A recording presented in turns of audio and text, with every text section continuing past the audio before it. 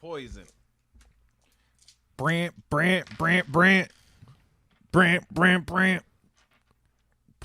Poison. All right, you ready to do this damn thing?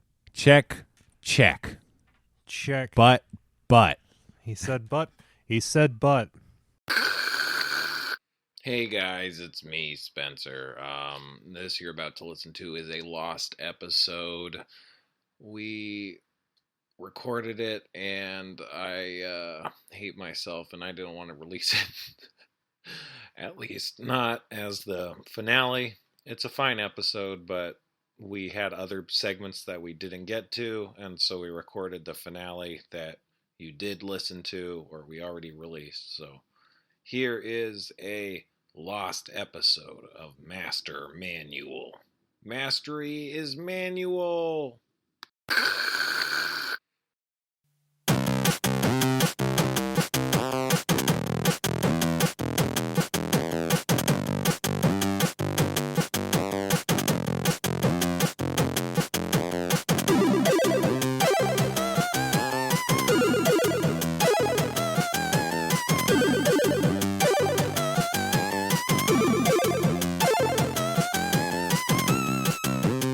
Hello and welcome to Master Manual, a practical guide for DMs, GMs, and just wanna BMs, as well as other folks too. This is a practical guide. I said that. It's a podcast where we talk about questions.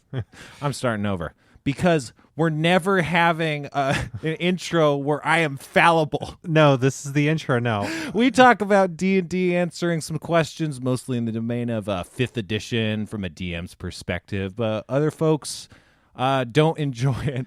Okay, who are you? Spencer Crittenden, of course. Oh, hey, Spencer Crittenden. I'm Cohen Edenfield. Whoa, what are you doing here? Anyway, this is part 2 of our season finale. Part 2 of our season 1 2-part finale. Yeah, this is how you know the stakes have been raised.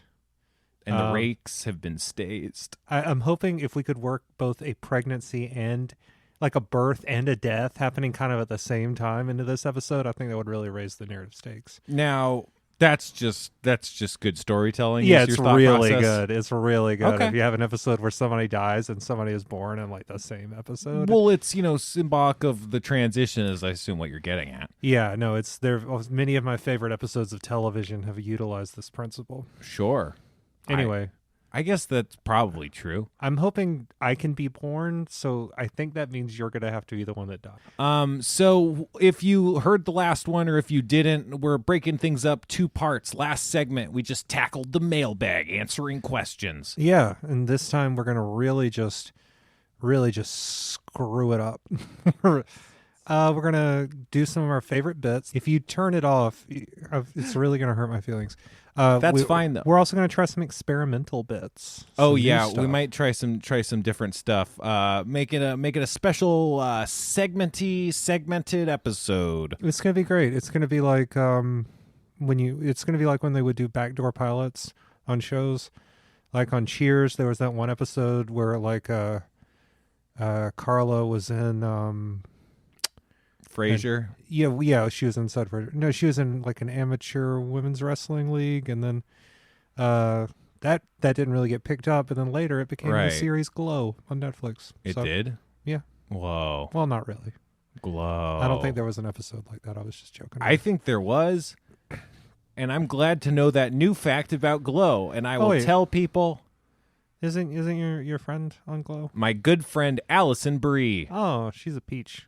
She's a good friend of mine. We just were taking selfies last Tuesday. Okay, well, you're saying this with a little bit of venom.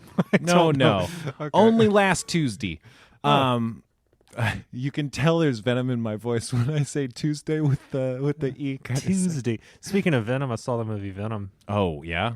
What'd you think? I think I loved it. Oh, yeah? Maybe not for everybody. Although it was cool to see a movie that like... It was cool to see a superhero movie that wasn't half of the movie and like, remember this from earlier, and then like the other half of the movie is like, pay attention to this. This is going to be something later. It was just a guy and things happening, and the stakes were sort of confined to that narrative, and it was great. It didn't feel like there needed to be like, it wasn't a bunch of like, oh, is this going to be important for, is this like half the time when I'm watching like even the ones that I like Ant-Man and the Wasp or Spider-Man Homecoming, there's this feeling of like, oh, is this going to be on the final exam? Do I need to know this for like the work movie? Right. It's like, does the setup feel like setup? Yeah, and instead it was just like a guy and things were happening. And there were definitely some dumb elements, but I really liked the interaction between Venom the symbiote and Eddie Brock. There was sort of like when things got kind of playful and conversational there, I enjoyed it a lot. Damn. Yeah. I want to see it, I guess, now that you enjoyed it. I have a pretty low bar for movies, so even if it's not great, it'll probably be fun. I had a good time. I thought they did interesting things with the symbiote. And what else do you want from a fucking Venom movie, right? Other than to see Venom and then to have interesting uses. Yeah, that's pretty much all I was looking for, and they did it. Right. I mean, in a lot of ways, that's what you want from superheroes anyway. It's like, oh yeah, fuck. Well, I mean, that's what the comics are too. It's just like, oh, what else could you do with a web? And it's like, turns out, also I finished Spider-Man. The new Spider-Man. Yeah, Jim Spider-Man. Mm-hmm. He works at the bank. Yeah, he's made of spiders. It was really good. I think it had a really good it was a really fun game that kept surprising me with how cohesive and like good the story was and how the writing in the story really it was strange to be so invested in the narrative stakes. Right. Which is maybe not the most career affirming thing for like a game writer to say, like, because you would think that I would like always be like compelled by the narratives, but it's really hard. I mean, this is the difficulty of what we do here. It's hard when you're so much of it is that you have to respect the agency of the player. It's hard to then work out the beats of a narrative, and the way they handled it was, a lot of the most important story happens in cutscenes. That's just Well, I mean, this is Spencer Crittenden talking, who doesn't work in video games, but I think a lot of the people that they have writing video game stories maybe aren't good at it. I disagree. Well, that's me saying it. All right. Well, as a person who works in the game industry, I think that lots of games writers are doing a great job. Great job, everybody. I love your work. Try harder. Oh, God. So, no. There you go. No, I know that games writers listen to this. Yeah. Y'all are doing great.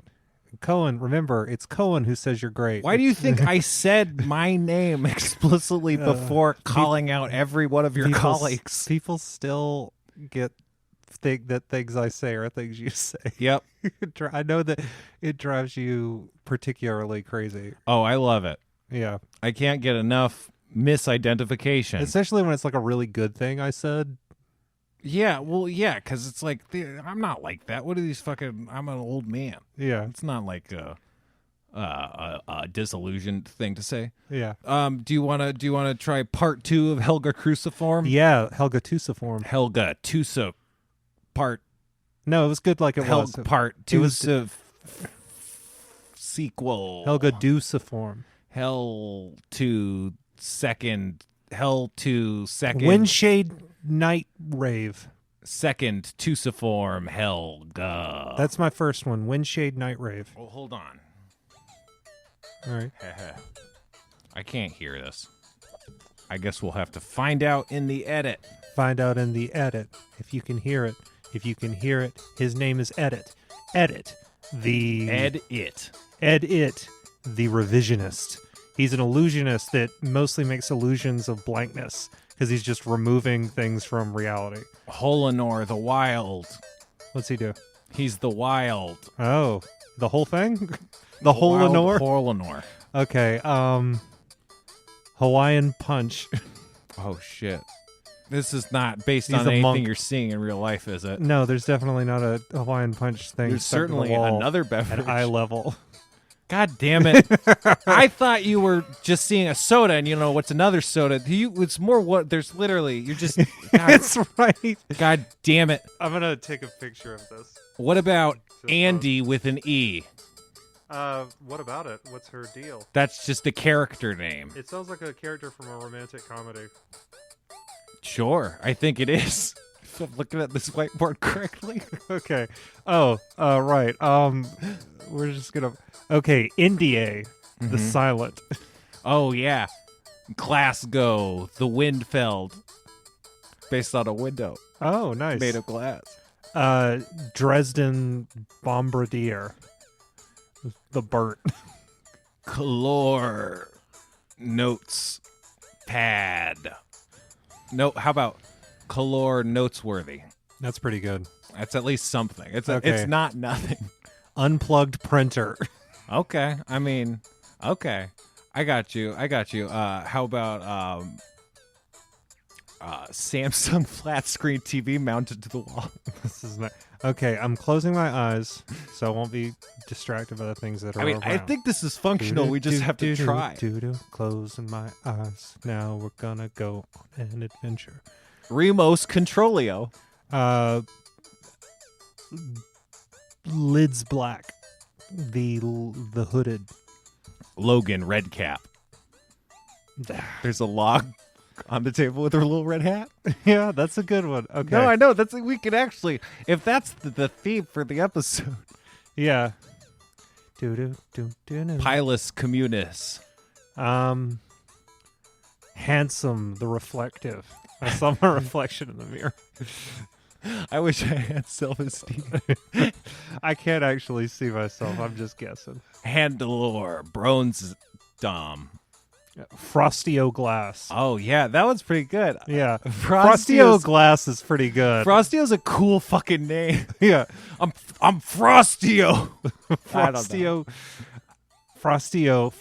is pretty good. Frostio sounds like he would like let you know it was wintertime at McDonald's. Small Frostio. All right. You want to do just the last? Let's do like a last few, maybe a last two or three. Let's go by Wendy's on the way back.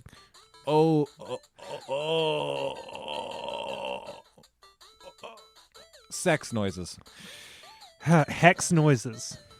The sound immenser. Winfeld the Square Burger. God, I want some Wendy's fries and a Frosty, man. Just think about it. Think about how good it is. This has happened to me. It doesn't work. Okay. Last one. Kettle final. Rugsby. There's a rug. Rugsby the Threadomancer. That was Helga Cruciform. Threadomancer's pretty good, though. I'd love to explore what a Threadomancer is sometime. I think they did it in One Piece. You and me should get together sometime and explore Threadomancy. Yeah, there's a guy who he could just make strings. Mm-hmm. But the string fruit. Yeah, I think that's what it was called. Oh, yeah. But he could use it for like he could use it to control people like puppets. Mm-hmm. He could use it to like make people out of string that could fight. He could use it to fly by like swinging from cloud to cloud on strings. What? He was awesome. I mean, everyone's awesome in that show, man. Yeah. Well, I prefer the manga. That's whatever. I meant IP. But that's a cool world, huh? That could be a campaign. Oh God, yeah. That feels pretty well suited for like an RP forum, even without a system. Yeah, there's a ton of existing things, that you can latch onto. And that's always like, I feel like that's a good, like when we were talking about doing like a Naruto campaign, and it works because there's already like schools and towns and powers. It's like similarly, it's like there's a setting that's like, oh, there's a bunch of islands. Right, yeah. And here's how people get their powers. Right. And here's what you might do if you might be in the Navy or you might be a pirate. Organizations. Yeah. Right. And anytime you have a lot of functional stuff like that, it's really easy to slot a campaign in there for sure. around it. That just reminded me, speaking of Naruto. And when are we not? We have a Discord. Oh, okay. I know plugging the Discord excites you. But someone posted a bunch of homebrew classes that their campaign, they're a player, I guess, in the campaign, but their campaign allows all these homebrew classes. And they have like a shinobi homebrew class with all of these like powers based on Naruto to replicate Naruto powers. And it's statted in 5e. It seems relatively balanced. I mean, I check with people, but like if you wanted to do a Naruto campaign, that's a thing. And yeah, just join our Discord. Right, exactly. Revelations and fun things like that to be found within our Discord. And when you join the Discord, say, hey, Cohen sent me, and then do a winky face with the tongue out. So it's a semicolon and an uppercase P. Use the promo code Master Manual and get a free towel. Free towel service is extremely limited. Yeah, I actually, you know what? I do need a towel. Right. So, unfortunately, free towel service is extremely limited. It has been discontinued because I need it. I don't know that I have a towel. I have like 5, but they all need to be washed. Yeah, So I'm breaking out. if you have a good routine for washing your towels regularly, hit us up on Twitter. I've always wanted to know how people handle that. I do it like every 3 times. That's great. Every tweet at us. I'm not going to listen to this, but if you tweet at us, I will. Spencer, I need to talk to you about how I wash my towels. No, I want to get hear a fresh towel. I'll take a shower, and then after that, when it goes on the rack, and then the next time it goes on the rack. Yeah, it goes on the rack, and then like the next time I take it off the rack and dry, but then it goes over the shower itself, mm-hmm. and then it's done. Yeah, and then like when I get into the shower, I put it on the toilet, and when I come out of the shower, it's on the toilet, so I know that towel sucks. I use it one last time, feeling bad about myself, and then I put it into the dirty clothes. That is my system. That is my towel system. Now you know. Use the hashtag towelstrats. Mm-hmm. Let us know how you towel. Okay. What do we got? What's the next segment, huh? That was our first segment. Mm-hmm. Well, let's do. You went over like a house of fire. You want to do? That's a thing, right? Yeah. Is that a saying? People have been roasting my ass for saying it went over like a house of fire. Is that a saying though? Gave me shit. I it's a saying where I come from, I think. Okay. There's local idioms and such. Are you just call me a local idiot? Yeah. I mean, in a sense. I don't have to take this. I was trying to be nice about it by using an M to obscure the word I was saying. Yeah, well, that worked on me, for I am but an idiom. Do you want to do feedback? Yeah, well, so I had this idea. So people have been writing in, and they've said a lot of nice things, and I thought maybe we could read some of the nice things that they've said. What do you think about that? Well, I can famously take a compliment, and I don't make people feel bad and or tortured for doing it. Yeah, so it felt like a good opportunity to both receive praise, and you know what I'm going to do? I'm just going to search I'm just going to search "great job." Oh and boy! See what people are saying. Okay. So I've actually deleted a lot of these emails that say nice things, and it's Cohen's okay. I gone screen through. Them. Yeah. This one came from the Half Hour Nerd. I'm just going to read the praise parts and not the questions. Hey guys, first I want to say you did an excellent job on your first episode. I really enjoyed it, and I'm super happy to hear. Okay, this isn't really as much about me. Okay, I'm going to read a different one. You're reading praise about you? Well, just if I can find praise about you too, that's fine. Okay, this one is more. You do a great job as DM. Love Harmontown. The first episode was bad, by the way. Okay, it was like the worst episode. Seems more like you, about you. Okay, here we go. Anyway, I think you guys are doing a great job. Bad show. One tiny suggestion. Now this I can agree with. I'm out. I bail. Okay. Great job, may have been. I'm liking how this is turning out. I like how much more uncomfortable you are with this stuff. Well, great job didn't. Okay. Great. I'm gonna see. Great podcast. Search the feedback tag. Great podcast. Oh yeah. We noticed a recent login for your account, Master Manual Pod. Damn it. Well, wait. That could be good. No, that was me. Okay, here we go. Hi, Spencer and Cohen. Great podcast so far. Hope you can do something with this question. Sorry, that's not really what we're doing right now. Uh-oh. That one sounded nice. Yeah. Hello, Spencer and Cohen. Love the informational podcast so far. Your bits about surf vampires and electric bear owls were spectacular. That came from Brian Webster. Not spectacular. You know what? I think it's really just been spectacular is the thing. I think it's incredibly hard to argue for its spectacularity. Well, maybe, you know what? I'm going to read some of our, that's our own podcast. I'm going to read some of our reviews. Did you play the podcast? Yeah, I thought people were saying stuff outside. No, I was just accidentally playing our own podcast. This episode is brought to you from Comedy Bang Bang. Yeah, let's see. It's a podcast. This is from No Better Death. As a neurotypical human worm baby, I like processing audio with my oral orifices, and this podcast is most definitely audio. then they sort of keep going with that sort of I'm liking this humorous conceit. Steve the Heb says, what I appreciate most about this podcast is the insight offered about DMing. Okay, there's just a lot of 5-star reviews. Chemistry. I haven't played or DM'd in years, but I enjoy the back and forth between Spencer and Ethan. I like that. That's very fair. That's good. Send more. No, I don't even want to say that. It is. One just says, "I'm gonna kiss you." I don't like that. Yeah, I knew you wouldn't. Love it. I mean, that's fine. Don't feel bad about giving us positive feedback. Please give us even more. In fact, we really love the reviews, and I will start reading them on every episode. I'll read your name going forward. I don't know. I don't know how much people like that.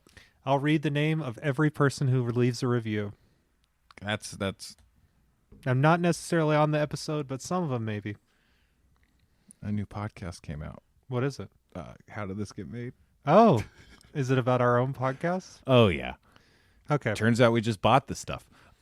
So let's roll out of that feedback. That was feedback. Maybe we could do that every once in a while. I mean, feedback is to me more compelling when it's not just us reading praise, but I'm afraid I don't follow. Right. So we could maybe explore this further, and if we. Why would you want to hear people saying you weren't doing a perfect job? Because I know I'm good, and I don't need people to tell me. See, I think this is the difference. See, I know you know that you're good, and you know that everything you do is great. When it's great, and when it's bad, I know it's bad, and I also don't need people to tell me. Rather than fix things that are wrong, I would like to be told that they're perfect. Right.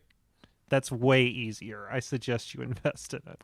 Yeah, that's certainly, I think, a very popular mindset. Yeah. Don't we need, speaking of popular things, don't we need to keep the lights on? Oh boy. I don't Yes. I think we do.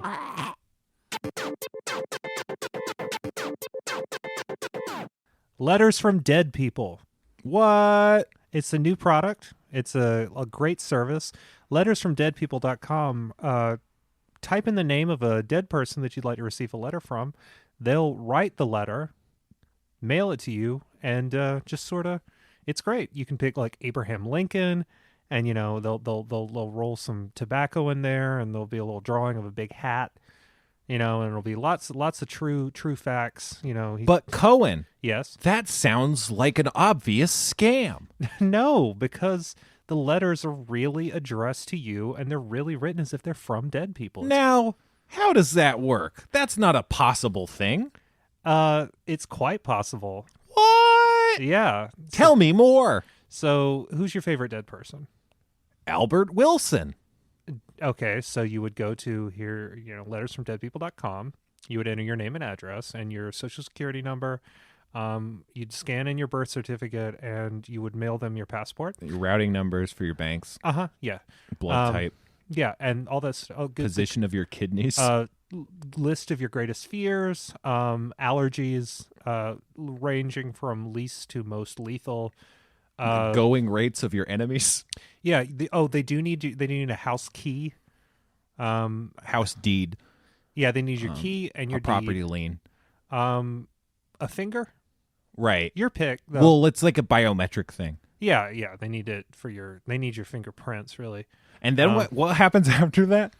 6 to 8 weeks later, you will receive a letter from the person you've chosen. And again, how does that happen? Because that doesn't seem like a normally possible thing. Yeah, no, it's just a letter. You'll get a letter from, did you say Wilson Fisk? Albert Wilson. Albert Wilson. My favorite dead person. All right, Albert Wilson, you'll just receive a letter addressed to you, signed Albert Wilson. But again, that sounds like an obvious scam. I don't understand how it could be. Because he's dead. Yeah, but he wrote you a letter. How? Because you asked for it. How? That's not an answer to that question. I'm afraid that's an answer to the question. Why did that happen? You're just not willing to live in a magical universe, I guess. Oh, is it magic? I mean, it's not magic. Is it magic? I'm making an expression as if to suggest to the audience. You tell me. Well, this is a great pitch. Maybe they weren't actually dead.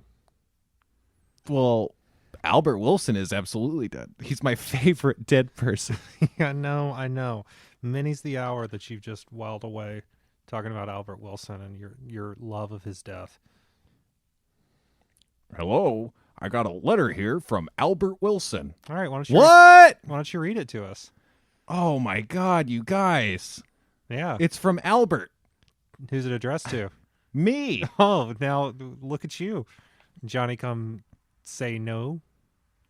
It says, hello, Spencer Crittenden. How are your brown eyes? That's something that only he knew about me. He's the one who knew. That was the foundation of your friendship. I'm so glad I entered the promo code Master Manual for 40% off the ticket price. And does he say any stuff about your social security number? Well, he says that he thinks it's great that I recently purchased 6 gallons of gas. Oh, did you? From U.S. Shell. Well, there, now you know. That's something that only the dead could know. They have such insight. What was the name of this? It's lettersfromdeadpeople.com. Lettersfromdeadpeople.com. It's .com. For you. Rest in HTT pieces. Rest in pieces of mail.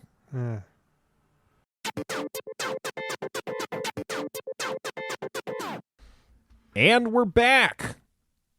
Hey, sure to enjoy that suite of products. I was about to ask you how you felt about it. The suite of products? That sweet, yes. I sure did enjoy it. That recent sweet. Mm-hmm. Yeah, so we're back. We're having fun. As always, support us. I don't know.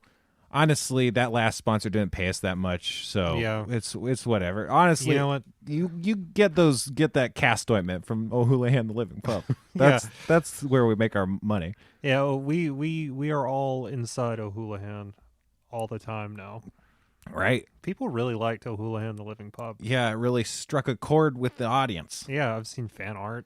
It struck a chord with us too, you know. Mm-hmm. So we're all feeling the love of the pub, love of the game. Mm-hmm. I hate myself.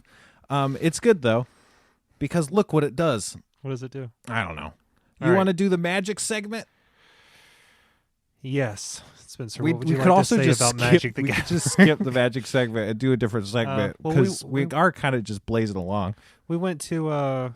We can talk about it for a minute. We went to the Emerald Night, I want to say. Oh yeah, we recently went to Emerald Nights, I think it's called. Yeah, comic book and Burbank shop. It was fun. We went on like a Sunday, and in the I played my Vraska the Scheming Gorgon deck. Right, I played a bevy of decks. Which Yeah. ones did I use? Goblin. You used Goblin. I used your Werewolf one. Oh, the werewolf deck. I used an ooze deck. Oh yeah, that Ooze deck was a beast. I love it.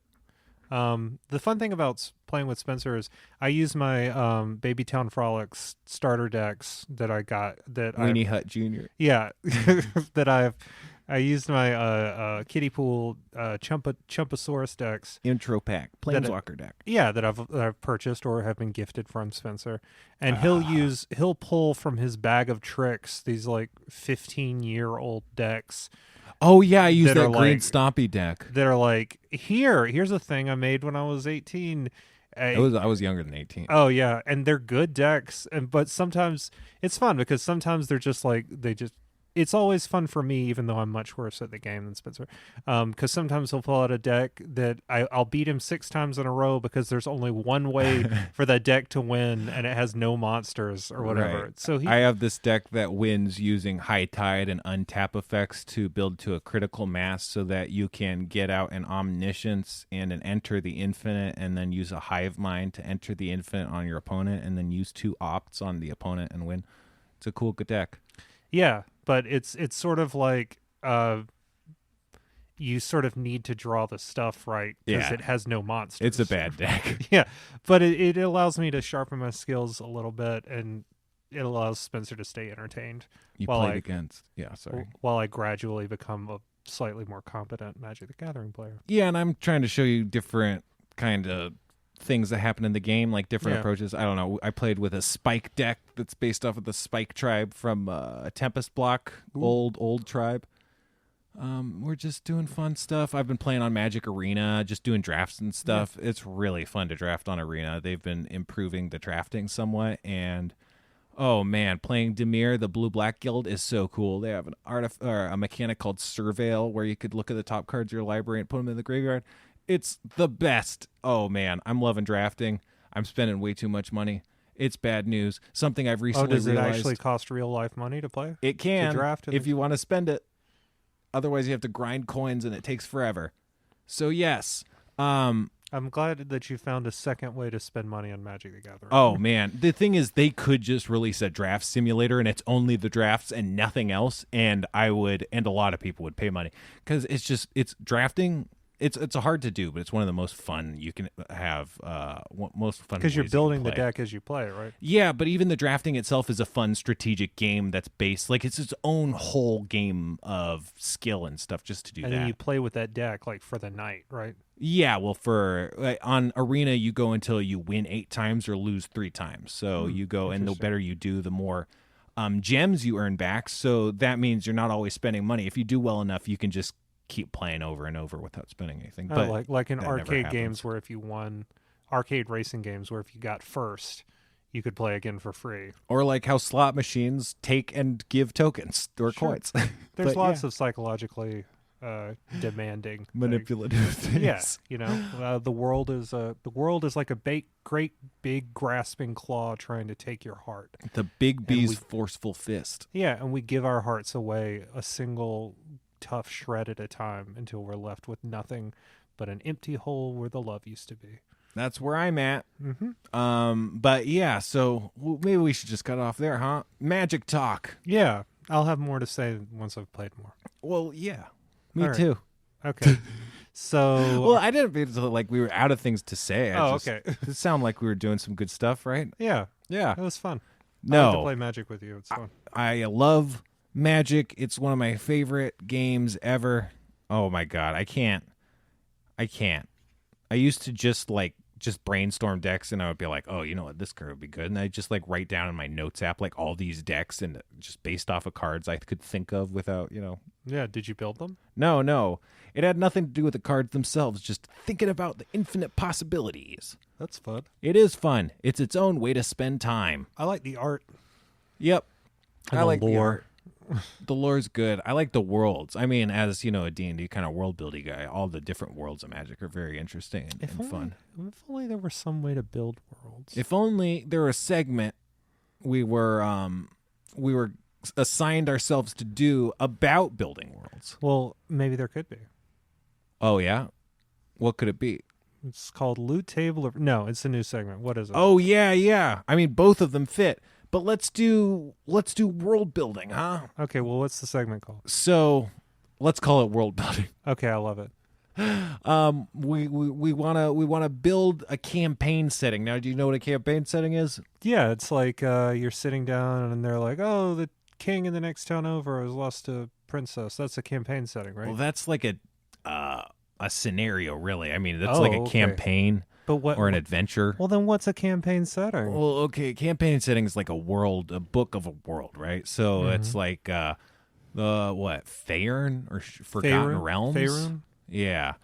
Yeah. Those the are Sword Coast. They're campaign settings that D&D games take place in. They're not campaigns themselves. They're just worlds, documented worlds for campaigns to take in. Or to take place in. They're campaign settings. Right, so like a lot of this 5th edition that people are familiar with takes place in Faerun. Or whatever. That is what it is, I'm pretty sure. So that comprises of like Neverwinter and Sword Coast and the Moonshae Isles. Right. My favorite isles. They're pretty good isles as far as those go. So all these are sort of places. This is all those different little areas comprise like one campaign setting, which is the world of Faerun. Right. And they've recently released stuff for, is it Ravnica? Ravnica. So that's another campaign setting, right? Well, I mean, yeah, the book is for a campaign setting, yeah. Well, I think, yeah. I don't think it's sorry. Go ahead. No, I'm just saying like, so that's a campaign setting. Yeah. It's a world where campaigns may happen. And so let's build a world. Let's build a piece of a world. Okay. Let's pick one Where you want to pick a medium-sized thing and build up? Let's just pick what a place, a convention, a historical event. Okay, I want a world that's half desert and half ocean, and it's cleanly divided. Okay, there it is. So this is like it's at the equator. Okay. Ocean on top, desert on bottom. Are there islands?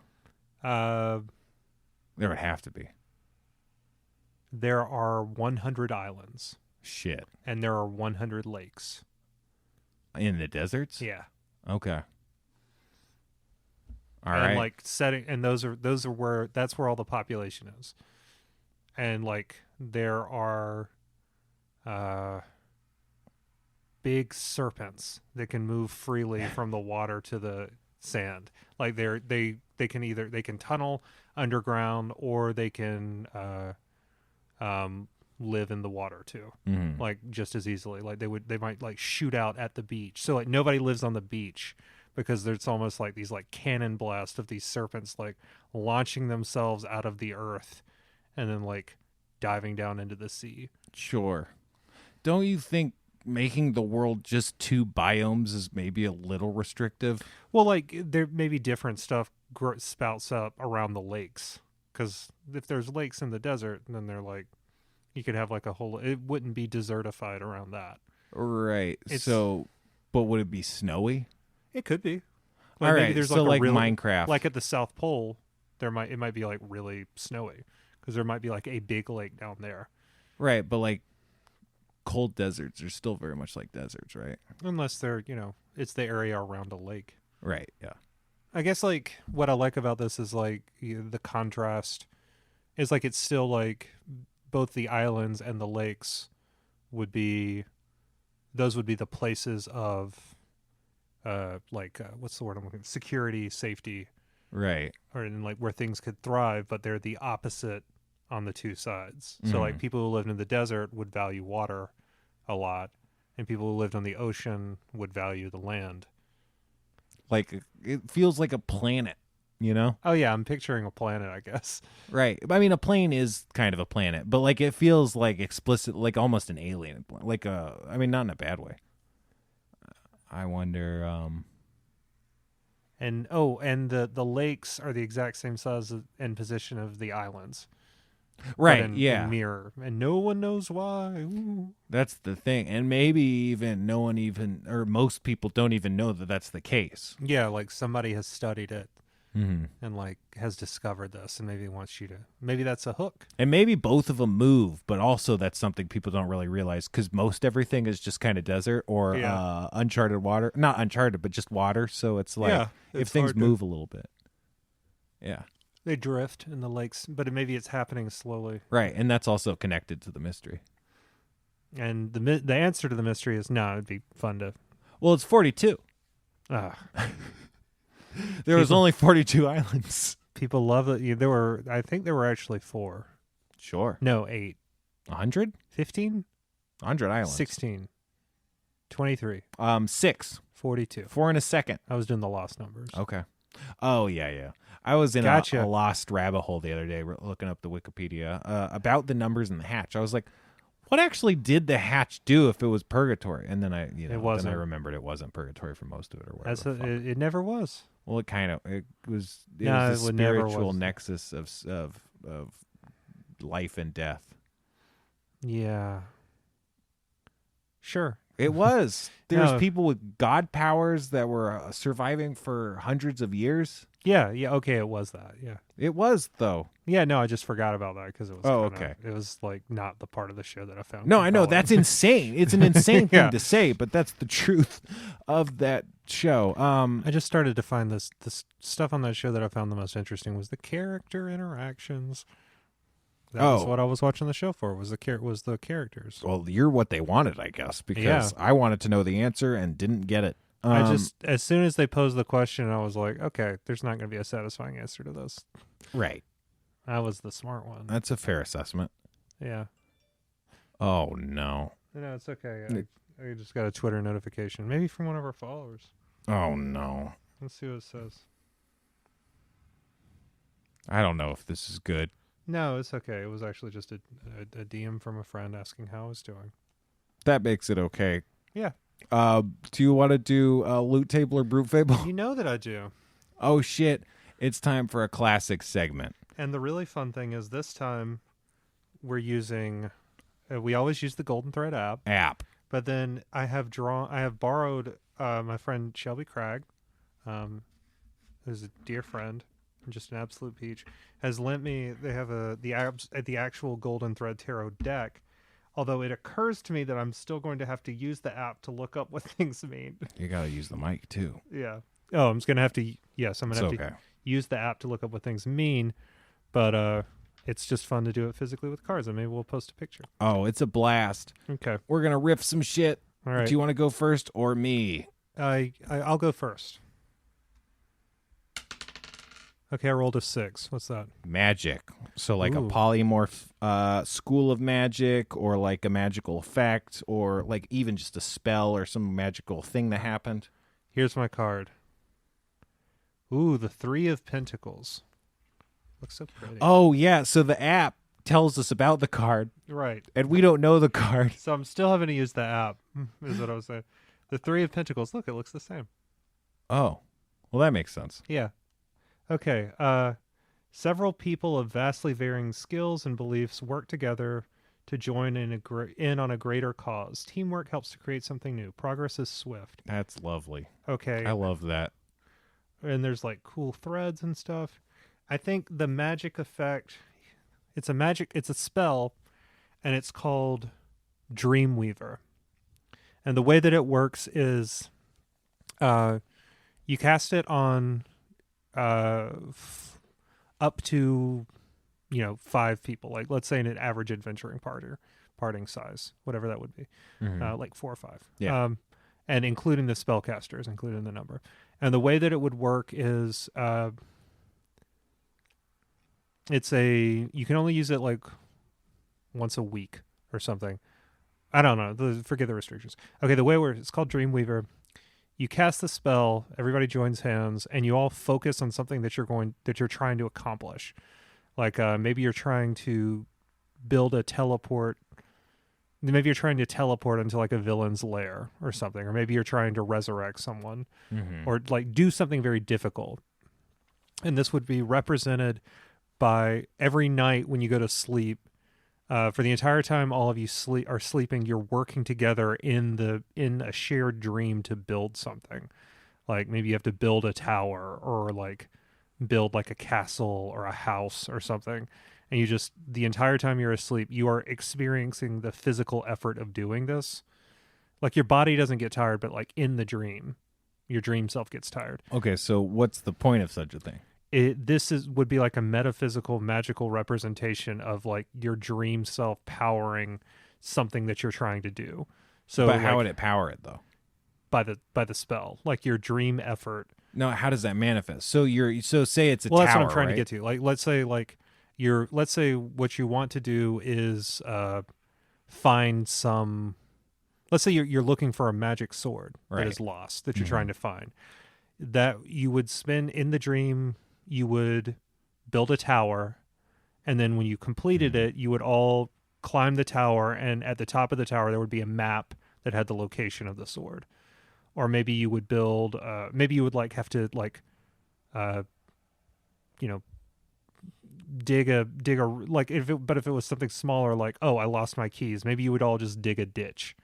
And then at the bottom of the ditch, you would find your keys. And then when you woke up, your keys would be there. That sounds like a magical ritual that a god of like knowledge or luck or something might have. So like a priest or someone might be able to do that for you, or you might be able to just do it yourself. But it's like this kind of, it's almost this rite or something. Yeah, like you're earning the knowledge through your physical effort. Right. Which is sort of a manifestation of like dream energy. And also you're giving up like the rest of sleep. So maybe like while you're doing this, you don't recover, like you take a penalty to like recovering spells or health. You would probably have to like, I don't know, maybe you'd get fatigued or something from working, and if you're I don't know. Yeah, you might take like Exhaustion or something. -1 to attack rolls Yeah. while this thing is happening.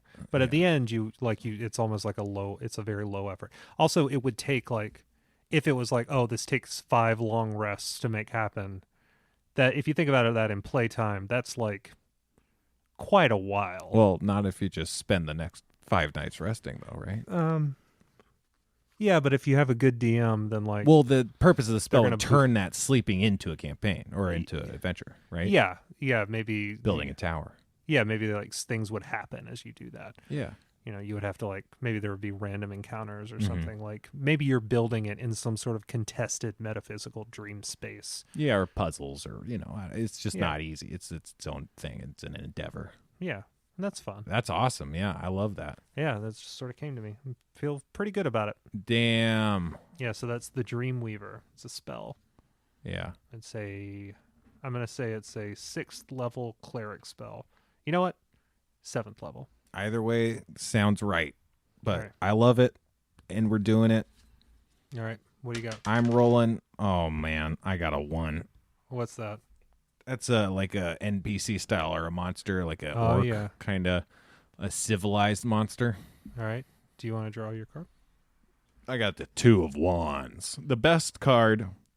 It's not a bad card. Everyone knows the 2 of Wands is everyone's favorite card of tarot. People really like it. Forget about the sun. Forget about that asshole. Here we go. The 2 of Wands. Is the Tower a card? Yes, it is. Forget about the disaster. Tower. It's the worst card. I like it. 2 of Wands. The transformation of vision and ambition into planning and progress. Starting to move into a way forward. The man beholds the material in which he can make his designs come true. Can you do that one more time? Sorry, from the top. Sure. This is just for me. I'm an idiot. No, it's okay. The transformation of vision and ambition into planning and progress. Starting to move into a way forward. The man beholds the material in which he can make his designs come true. All right. So this is a race of like kind of say goblin-y kind of things. There's a small race of humanoids that are strange and not typical in society, but they're not like dangerous, monstrous, Their role in the world is that they've carved out for themselves is that they can read people's minds in a way that's a lot better than most telepathy. They can like really, it's like synesthesia kind of mind reading. They can really just like, they can see your mind better than you can see yours. So if you have an idea, they understand your idea. So they work as translators and also planners and foremen, because if you have an idea for a building, you don't have to tell it to anybody. They come in and they look at it, or they look at you, and then they just have the plans drawn up and they show you, and you're like, well, this is exactly what I wanted. That's really good. And so they're just kind of these artisan, there's, I want to say this feels similar to gnomes, but this is kind of maybe more, I don't want to make them robots, but this is more like a Mr. Meeseeks kind of thing, where it's like what they, or Oompa Loompas, it's like what they like to, I guess the Oompa Loompas are slaves, huh? But what they like to do. House elves, wait. Yeah, house elves is, they are similar to house elves, definitely, because house elves are very goblin-like. But yeah, so that's kind of their function. They're kind of this professional, blue-collar kind of class of planners that does a lot of the draftsmanship of the fantasy world. I like it. I'm trying to think of what would be a good name. My first thought is like, so let's riff off of blue, like the idea of like blueprints, like Bluefoot, or like, I don't, that's bad obviously, but that's the first kind of thing that's in my mind. What about U-prints? They think of the thing, they make a blueprint of the thing you think of. U-prints. This again gets into my aesthetic preference for not just pun names. Oh, well, I mean, if you can think of a good name that's not a pun, you're welcome to use it. No, I know. I'm certainly, I know that if I have a better idea, I could say it. But I don't. You're welcome to it. That's the main problem I'm having right now. Well, you can think of a good idea after the episode when it's too late to think of something better than U-prints. What about Gloom prints? Gloom prints. Because they just are just kind of these dour guys. Are they dour? Oh, what if they don't have any ideas of their own?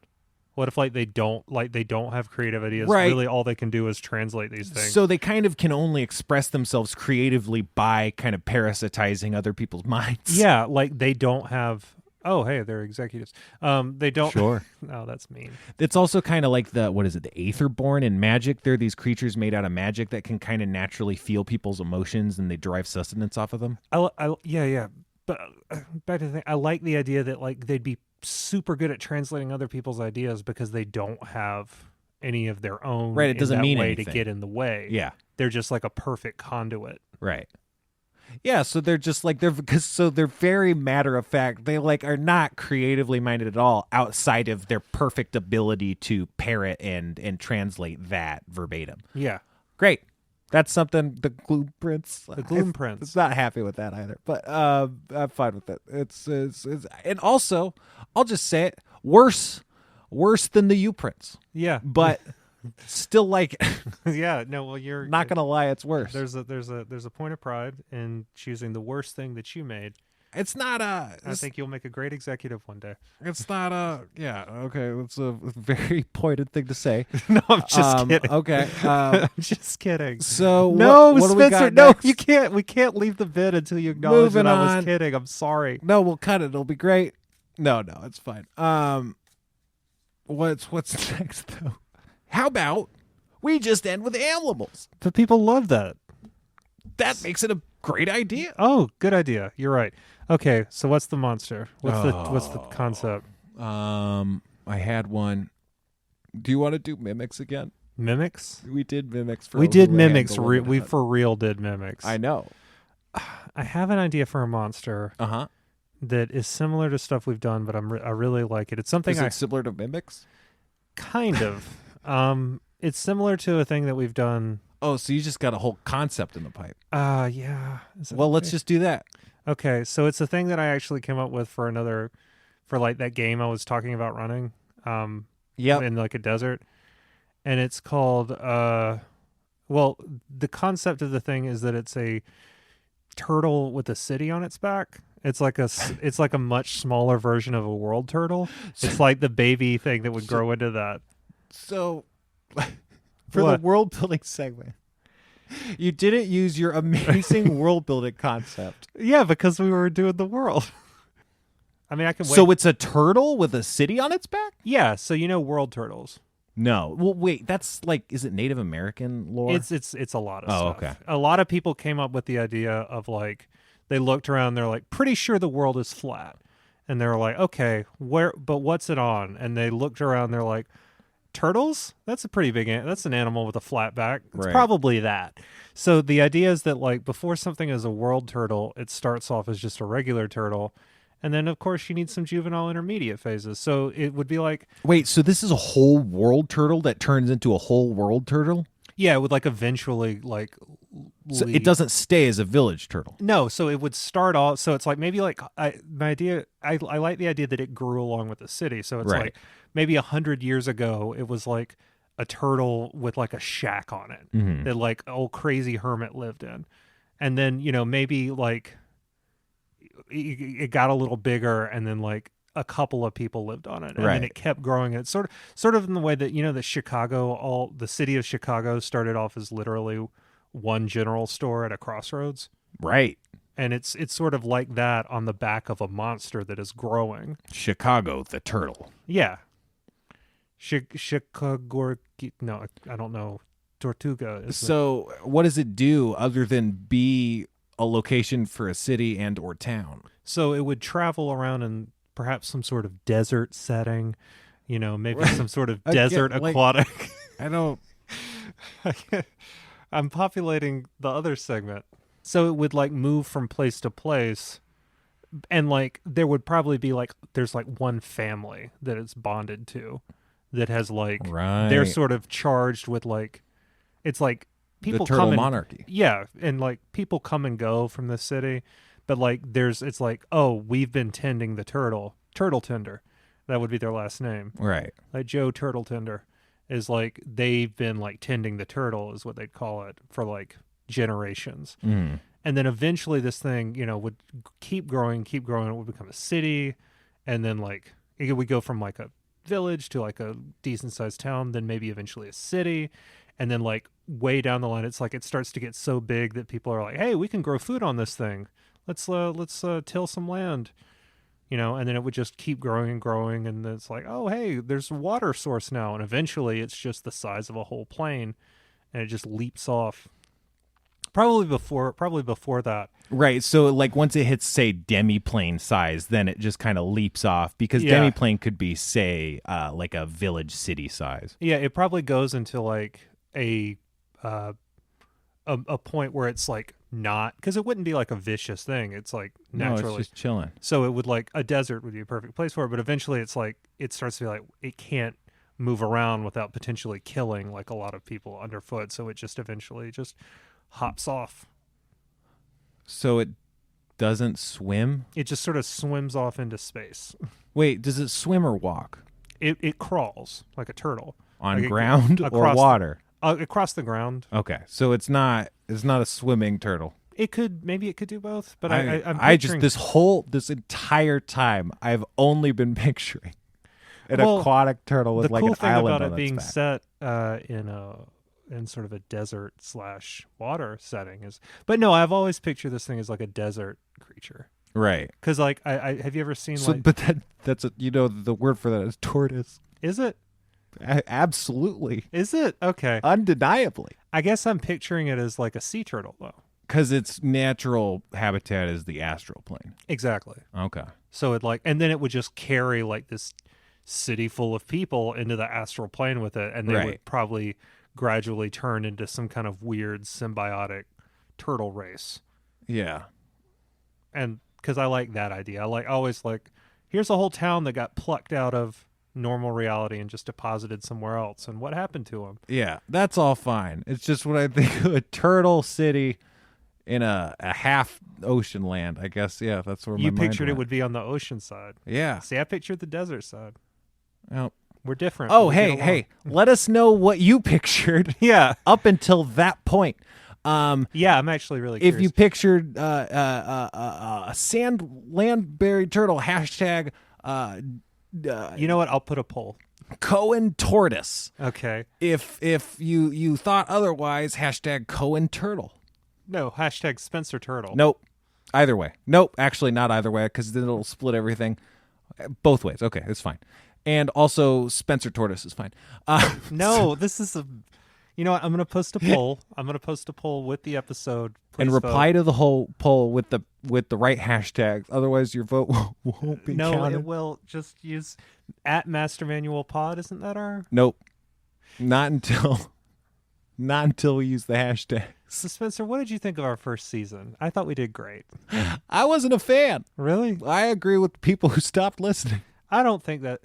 Don't pitch to the people who. It's like that's like a class. That's like a teacher complaining about the kids who are absent.